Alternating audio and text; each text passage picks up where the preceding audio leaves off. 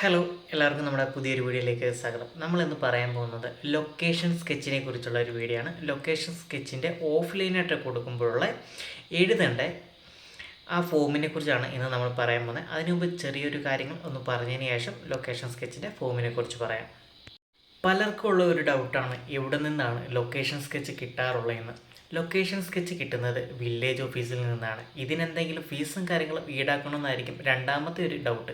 200 രൂപയാണ് ഫീസും കാര്യങ്ങളും സർക്കാരിലോട്ട് അടയ്ക്കുന്നത്. ഇത് സൈറ്റ് കാണാൻ വരുന്ന ഓഫീസർക്കും ഡ്രോയിങ് ചെയ്ത് തരുന്നതിന് വേണ്ടിയുള്ള ഒരു ഫീസായിട്ട് സർക്കാർ കൂട്ടുന്നത്.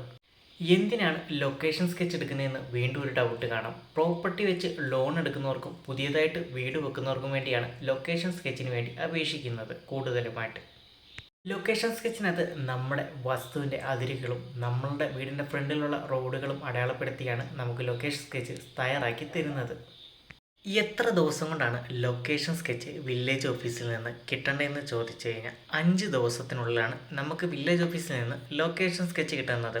അതിൽ എന്തെങ്കിലും കാലതാമസം ഉണ്ടോയെങ്കിൽ മാക്സിമം 12 ദിവസത്തിനുള്ളിൽ തന്നെ തരണം. എന്തെങ്കിലും തിരക്കുകളോ കാര്യങ്ങളോ അതെങ്കിലും വരുവാണെങ്കിൽ മാക്സിമം 12 ദിവസം.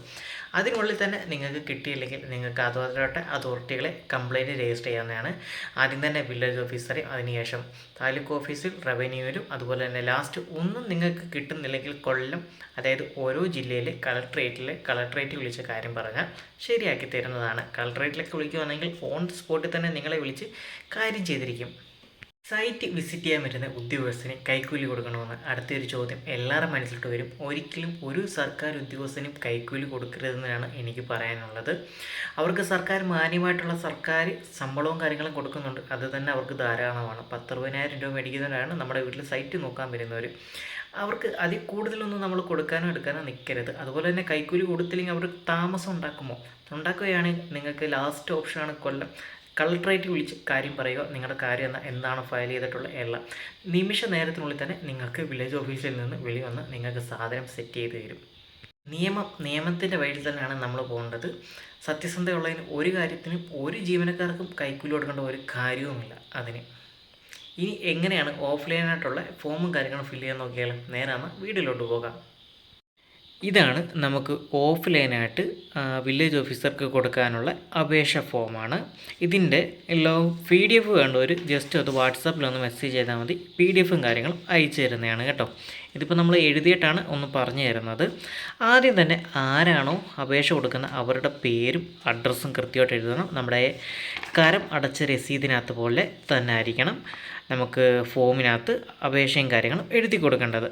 അതിനുശേഷം ഏത് വില്ലേജ് ഓഫീസർ സാർ ഏത് വില്ലേജ് ഓഫീസിലോട്ടാണ് അയക്കുന്നത്. ഇപ്പം ഞങ്ങൾക്ക് വരുവാണെങ്കിൽ ശൂരനാട് നോർത്താണ്. അപ്പോൾ ശൂരനാട് നോർത്ത് വില്ലേജ് ഓഫീസർ.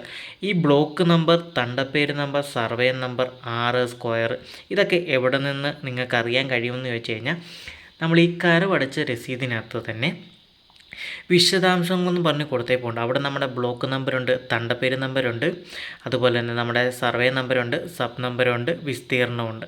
നമുക്കതൊന്ന് എഴുതിയതിന് ശേഷം പറഞ്ഞാലോ, ഒന്ന് കാണിച്ചു തരാം നിങ്ങൾക്ക്. ഒരു കരമടച്ച രസീതാണ്. അതിനകത്ത് ആദ്യം തന്നെ ബ്ലോക്ക് നമ്പർ 002 എന്നാണ് കാണാൻ കഴിയുന്നത് അല്ലേ. അപ്പോൾ നമുക്ക് ആ 002 എഴുതാം. ബ്ലോക്ക് നമ്പർ നമുക്ക് ഇവിടെ ആയിട്ടാണ് എഴുതേണ്ടത് കേട്ടോ. ഇപ്പോൾ നിങ്ങളുടെ അതിനകത്ത് ബ്ലോക്ക് നമ്പർ ചിലപ്പോൾ 69 ആയിരിക്കാം, 79 ആയിരിക്കാം, 99 അങ്ങനെ ഓരോ ബ്ലോക്കായിട്ടായിരിക്കും വരുന്നത്. നമുക്ക് വരുന്നത് 2 ആണ് കേട്ടോ. അപ്പോൾ നമ്മൾ 002 ഇതെല്ലാം എഴുതുന്നത് നമ്മുടെ കരമടച്ച രസീത് വെച്ചിട്ടാണ് കേട്ടോ. അടുത്ത ഇനി തണ്ടപ്പേര് നമ്പർ എന്നാണ് നമുക്ക് കാണാൻ കഴിയുന്നത്. തണ്ടപ്പേര് നമ്പർ അതിന് തൊട്ട് താഴെ തന്നെ നമുക്ക് കാണാൻ കഴിയുന്നതാണ് കരമടച്ചിനകത്ത്. അതിനുശേഷം സർവേ നമ്പറാണ് ഇവിടെ എഴുതേണ്ടത്. അതിനുശേഷം സ്ക്വയർ എത്ര സ്ക്വയർ ആണെന്നുള്ളതാണ് ചോദിച്ചിരിക്കുന്നത്. അതിനുശേഷം സ്ഥലം എൻ്റെ പേരിലും കലം തിരുവയിലും ആധാരത്തിലും കൈവശം സ്ഥലത്തിൻ്റെ ലൊക്കേഷൻ മാപ്പ്, ഹാജരാക്കേണ്ട സ്ഥലം അതാണ് ഇവിടെ നമ്മൾ മാർക്ക് ചെയ്തേക്കുന്നത്. അത് എഴുതേണ്ട കാര്യമില്ല. ഹാജരാക്കേണ്ട സ്ഥലം നമ്മൾ ഇവിടെയാണ് എഴുതേണ്ടത്. ഇപ്പോൾ LIC ഓഫീസ്, ICICI ബാങ്ക്, വീടിൻ്റെ ആവശ്യം, അതെന്താണോ ആവശ്യം എന്നുള്ള ഇവിടെ ആയിട്ട് നമ്മൾ എഴുതുക. ലോൺ ആവശ്യമാണെങ്കിൽ ലോൺ ആവശ്യമെന്ന് മാത്രം എഴുതിയാൽ മതി. ഹാജരാക്കുന്നതിന് വേണ്ടി നൽകുന്നതെന്ന് അപേക്ഷിക്കുന്നു. നമ്മുടെ പേര്, ഒപ്പ്, അതുപോലെ തന്നെ പിന്നീട് എഴുതേണ്ടത് ഡേറ്റ്, പ്ലേസ് ആണ് കേട്ടോ. നമുക്കതൊന്ന് എഴുതിയതിന് ശേഷം പറയാം. അങ്ങനെ നമ്മുടെ കരം നോക്കി എല്ലാ കാര്യങ്ങളും കൃത്യമായിട്ട് നമ്മൾ എഴുതിയിട്ടുണ്ട്. നമ്മുടെ തണ്ടപ്പേര് നമ്പർ, ബ്ലോക്ക് നമ്പർ നമുക്ക് ജസ്റ്റ് നോക്കുമ്പോൾ തന്നെ നോക്കുമ്പോൾ തന്നെ കൃത്യമായിട്ട് നിങ്ങൾക്ക് കാണാൻ കഴിയുന്നതാണ് കേട്ടോ. തണ്ടപ്പേര് നമ്പർ, സർവേ നമ്പർ വരുമ്പോൾ 305/6 വന്നിരിക്കുന്നത്. സബ് ഡിവിഷൻ ഉണ്ടായതുകൊണ്ടാണ് 6-1 ഞാൻ എഴുതിയിരിക്കുന്നത് കേട്ടോ. ചിലറിനകത്ത് സബ് ഡിവിഷൻ കാണത്തില്ല, അപ്പോൾ 6 മാത്രം എഴുതിയാൽ മതി. അതിനുശേഷം എഴുതേണ്ടതെന്ന് വെച്ചാൽ 6 സ്ക്വയർ മീറ്റർ, എത്ര ആറാണ് എത്ര സ്ക്വയർ മീറ്റർ ആണെന്നുള്ളതാണ് ചോദിച്ചിരിക്കുന്നത്. അതിനുശേഷം നമ്മുടെ LIC ഓഫീസിൽ നിന്നാണ് ഞാൻ എഴുതിയിരിക്കുന്നത്.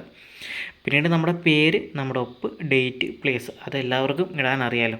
ഇത്രയും കാര്യങ്ങൾ ലൊക്കേഷൻ സ്കെച്ചിന് വേണ്ടി എടുക്കാനുള്ള ഓഫ്ലൈൻ ആയിട്ടുള്ള അപേക്ഷ ഫോം. ലൊക്കേഷൻ സ്കെച്ച് എടുക്കുന്നതിനകത്ത് എന്തെങ്കിലും ഡൗട്ടും കാര്യങ്ങളും നിങ്ങൾക്ക് തോന്നിയിട്ടുണ്ടെങ്കിൽ നമ്മളെ കോൺടാക്ട് ചെയ്യാനായിട്ട് വാട്സാപ്പ് നമ്പറും ഇൻസ്റ്റാഗ്രാം ID നമ്മൾ കൊടുത്തിട്ടുണ്ട്. എന്ത് ഡൗട്ട് ഉണ്ടെങ്കിലും നിങ്ങൾക്ക് നമ്മളോട് ചോദിക്കാവുന്നതാണ്. കൃത്യമായിട്ട് തന്നെ പറഞ്ഞു തരുന്നതായിരിക്കും. നമ്മുടെ ചാനലിലെ വീഡിയോസും കാര്യങ്ങളും നിങ്ങൾക്ക് ഇഷ്ടപ്പെട്ടുണ്ടെങ്കിൽ ലൈക്ക് ചെയ്യാനും കമൻറ്റ് ചെയ്യാനും സബ്സ്ക്രൈബ് ചെയ്യാനും ഷെയർ ചെയ്യാനും മറക്കരുത്. എന്തായാലും പുതിയൊരു വീഡിയോ ഇടുന്ന വരെ ഒരു ചെറിയ ബ്രേക്ക് എടുക്കുകയാണ്. അപ്പം ബൈ, പോയിട്ട് വരാം.